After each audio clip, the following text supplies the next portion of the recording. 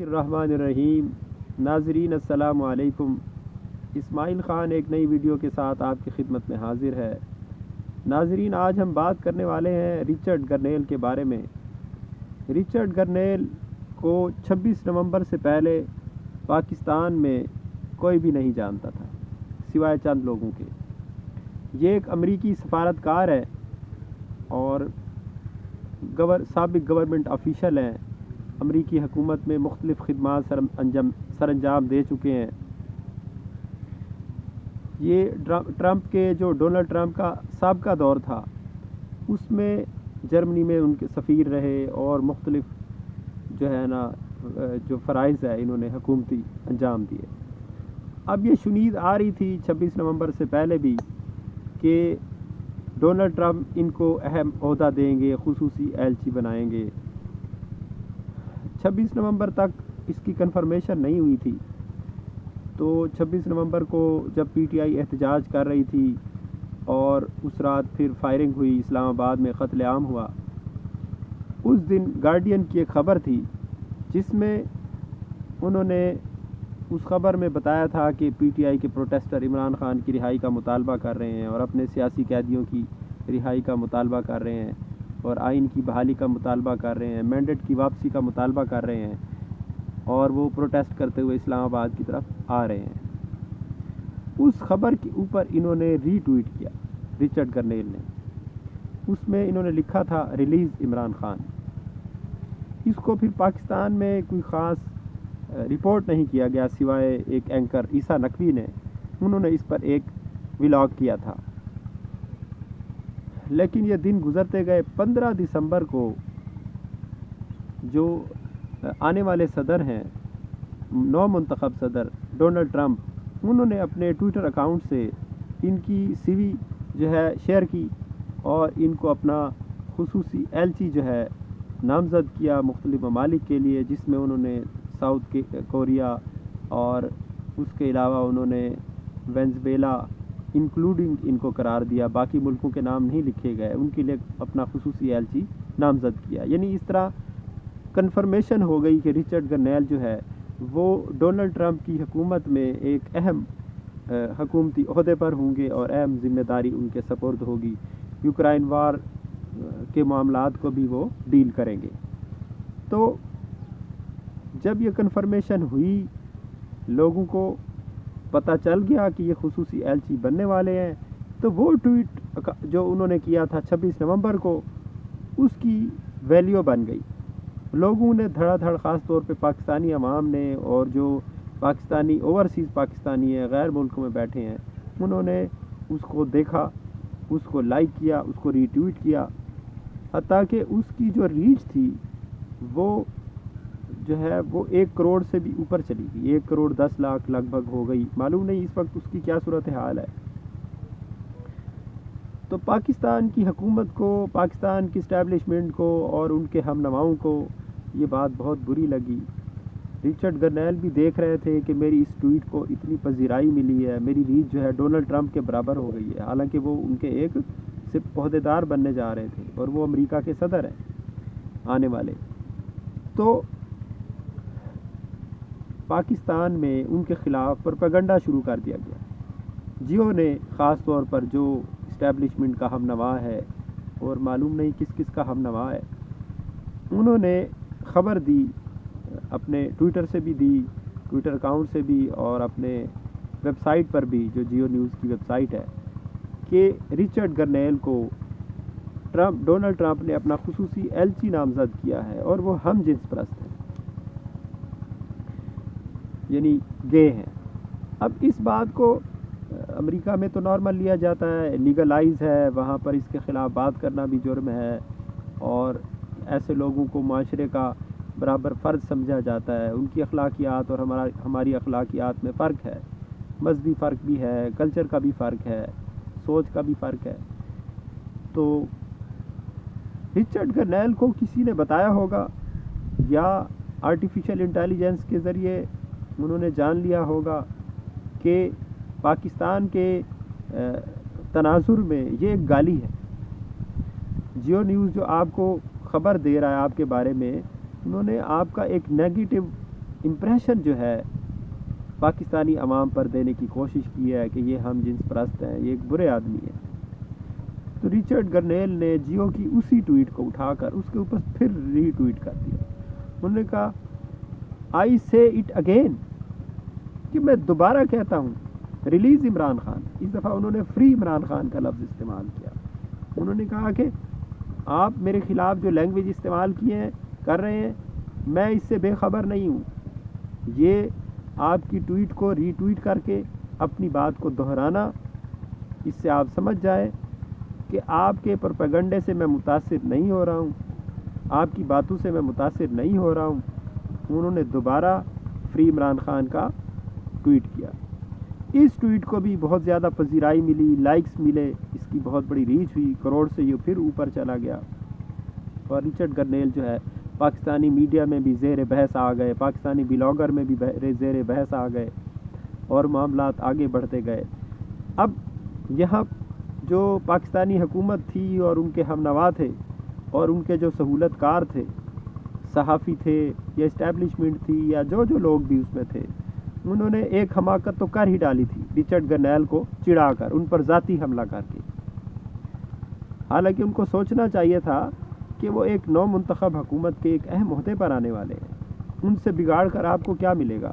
ایک طرف سے آپ محمد بن سلمان کے ذریعے ان سے رابطہ کرنے کی کوشش کر رہے ہیں ٹرمپ تک، پھر ٹرمپ کے جو مشیر ہیں، جو ٹرمپ کے ساتھی ہیں، جو اس حکومت میں اہم عہدوں پر براجمان ہونے والے ہیں، آپ ان کو چڑھا رہے ہیں، آپ ان کو اپنی دانست میں گالی دے رہے ہیں، ان کو بدنام کر رہے ہیں.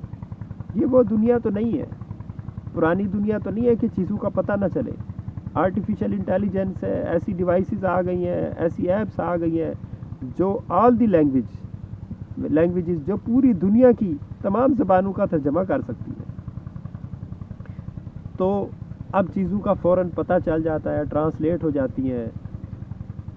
اب انہوں نے ایک اور حماقت کی. ایک حماقت تو یہ پہلے ہی کر چکے تھے جیو کے ذریعے، اس کو استعمال کر کے ہم جنس کہہ کر. پھر انہوں نے ایک اور حماقت کی. انہوں نے فرمایا، نون لیگ کے جو ارسطو تھے انہوں نے فرمایا کہ یہ ٹویٹر اکاؤنٹ ہی جعلی ہے، رچرڈ گرنیل نہیں ہے، اس کے پیچھے جو ہے کوئی پی ٹی آئی کا بندہ بیٹھا ہوا ہے جو اس طرح ٹویٹ کر رہا ہے. حالانکہ اس پہ وائس آف امریکہ ایک رپورٹ بھی جاری کر چکا تھا اور پوری ڈیٹیل دے چکا تھا اس کی بیک گراؤنڈ اور اس کے سارے معاملات جو چل رہے تھے. اس کے بعد رچرڈ گرنیل ایک ٹی وی پر آئے، انہوں نے ویڈیو میں بھی یہی بات کی، جس سے ان کا یہ بیانیہ تو بڑھ گیا کہ آپ جو کہہ رہے ہیں کہ یہ اکاؤنٹ جعلی ہے تو پھر ویڈیو بھی جعلی ہے. رچرڈ گرنیل اس کے بعد باز نہیں آئے. اس کے بعد ایک نئی صورتحال سامنے ہوئی. ریان گرم ایک صحافی ہیں جو عمران خان کے حق میں امریکی صحافی ہیں، آواز اٹھاتے رہتے ہیں. انہوں نے ایک ٹویٹ کیا جس میں انہوں نے یہ دکھایا کہ جو یو ایس ایڈ ہے، یعنی امریکی امداد جو پاکستان کو دی جاتی ہے، اس امداد میں سے جیو کو بھی حصہ دیا جاتا ہے. اس طرح یہ راز بھی تش تش بام ہو گیا، جیو بے نقاب ہو گیا کہ امریکہ کی امداد سے چلتا ہے. انہوں نے اس امداد کا جو ہے ثبوت پیش کیا اور اس کو انہوں نے ٹیگ کیا ان کو، رچرڈ گرنیل کو، کہ دیکھیں جی یہ وہی جیو ہے جو آپ کے پیسے سے پلتا ہے اور پھر آپ کے خلاف بکواس بھی کر رہا ہے، آپ کو گالی بھی دے رہا ہے، آپ کو بدنام بھی کر رہا ہے. انہوں نے اس ٹویٹ کو ری ٹویٹ کیا رچرڈ گرنیل نے. انہوں نے اس پہ لکھا ناٹ لانگ ٹائم، کہ یہ امداد زیادہ دیر تک جاری نہیں رہے گی. اور پھر ان کو انٹرنیٹ کی بندش کا بتایا گیا، ایکس کی بندش کا بتایا گیا. انہوں نے ایکس کھولنے کا مطالبہ کیا پاکستان میں کہ یہ کیوں بین کیا گیا ہے. اور انہوں نے ایک ٹویٹ کیا جس کو انہوں نے ٹیگ کیا ایلون مسک کو. اس میں انہوں نے کہا کہ ایلون مسک کو چاہیے کہ وہ جو اسٹار لنک جو ان کا منصوبہ ہے، بین الاقوامی منصوبہ ہے، جس میں وہ سیٹلائٹ کے ذریعے انٹرنیٹ لانا چاہتے ہیں، جس میں یہ ٹاورز کی اور ان کھمبوں شمبوں کی ضرورت نہیں رہے گی اور ممالک ان کو روک بھی نہیں سکیں گے انٹرنیٹ کو، جو زیر زمین فائبر آپٹک کے ذریعے اس کو کنیکٹ کیا ہوا ہے، تو اس کی بھی ضرورت نہیں رہے گی. تو انہوں نے سفارش کی. انہوں نے ان سے کہا کہ آپ پاکستان کو بھی اس لسٹ میں شامل کریں جہاں پر جو ہے اسٹار لنک کام کرے اور سیٹلائٹ کے ذریعے انٹرنیٹ مہیا ہو تاکہ جو حکومت ایکس کو بند کر کے بیٹھی ہے وہ بند نہ ہو۔ اس سے پہلے ایک بیان دے چکے تھے ڈونلڈ ٹرمپ کے نائب صدر، جن کو نائب صدر بننا ہے، کہ جو ملک ہم ایکس کو بند کریں گے ہم ان ممالک پر پابندی لگائیں گے۔ اس کے بعد ان رچرڈ گرنیل کو چڑھانے کا سلسلہ جاری رہا۔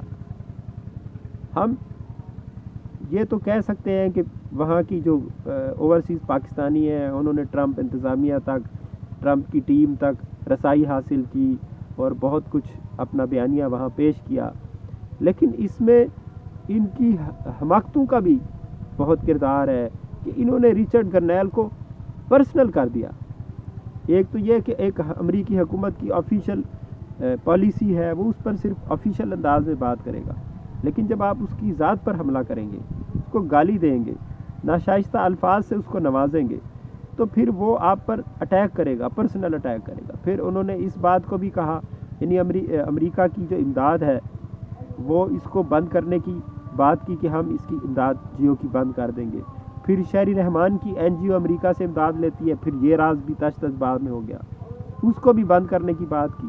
یعنی یہ معاملات بڑھتے گئے، حتیٰ کہ رچرڈ گرنیل نے پھر یہ کہا کہ جو ملک بھی ورلڈ بینک سے، آئی ایم ایف سے قرضہ لیتے ہیں، ان کی جو ایلیٹ ہے، ان کی جو اشرافیہ ہے، جو کرپٹ ہے اور وہاں سے پیسہ نکال کے دوسرے ملکوں میں لے جاتی ہے، انہوں نے کہا کہ یو این کو، یعنی اقوام متحدہ کو ایسا قانون بنانا چاہیے جس کے ذریعے وہ اس ایلیٹ کی جائیدادیں ضبط کر کے اس ملک کا قرضہ اتارا جائے۔ یہ ٹویٹ تو گویا ہماری جو اشرافیہ تھی، جو ہمارے ارباب اقتدار تھے، جو ہمارے ملک کے ناخدا تھے، ان کے تابوت میں آخری کیل ثابت ہوا۔ تو اس سے آپ سمجھیں کہ ہمارے جو ارباب اقتدار ہیں، اس ملک کے ناخدا ہیں، جو خود کو اس ملک کی قسمت کا مالک سمجھتے ہیں، جو 24 کروڑ عوام کو گدھا سمجھتے ہیں، ان کو بیوقوف سمجھتے ہیں اور یہ کیڑے مکوڑے سمجھتے ہیں، ان کی اپنی ذہنی حالت کیا ہے۔ جن لوگوں سے وہ امداد لے رہے ہیں، جن سے وہ پیسے لے رہے ہیں، جن کے سہارے وہ اپنے پاؤں پر کھڑے ہیں، جن کے سہارے ان کا وجود برقرار ہے، وہ ان کو بھی گالی دینے سے باز نہیں آتے، وہ ان پر بھی اٹیک کرنے سے باز نہیں آتے۔ عمران خان کے بغض میں وہ اس قدر حد سے بڑھ چکے ہیں، عمران خان کے بغض میں اس قدر وہ ہر حد اخلاقیات کی، سیاسیات کی، جو کچھ بھی ان سے بن پڑا ہے، عمران خان کے خلاف ان کو آئین تبدیل کرنا پڑا، تبدیل کیا، ملک کی اخلاقیات کو تبدیل کر کے رکھ دیا، ملک کی سیاسیات کو تبدیل کر معاشیات کو تباہ کر کے رکھ دیا، ملک کی ساری روایات کو تباہ کر کے رکھ دیا، آئین و قانون کا جنازہ نکال دیا۔ ایک عمران خان کے بغض نے 24 کروڑ عوام کے اس ملک کو تباہ کرنے میں کوئی کسر نہیں چھوڑی۔ اور یہ رچرڈ گرنیل کا یہ جو واقعہ ہے، یہ جو معاملات ہیں، یہ آپ کے سمجھنے کے لیے کافی ہیں کہ کس طرح عمران خان کے بغض میں ہم سب سے بگاڑنے کے لیے تیار ہیں، ہم اس ملک کی معیشت کا جنازہ نکالنے کے لیے تیار ہیں، ہم اس ملک کی عدالت کا جنازہ نکالنے کے لیے تیار ہیں۔ تو جب تک ہم سمجھیں گے نہیں، معاملات بگڑتے چلے جائیں گے۔ میں رچرڈ گرنیل پر مزید بھی بات کروں گا، اس میں اور بھی کافی ساری ڈیٹیل ہے، لیکن بات لمبی نہ ہو جائے، اسی پر اکتفا کرتے ہیں۔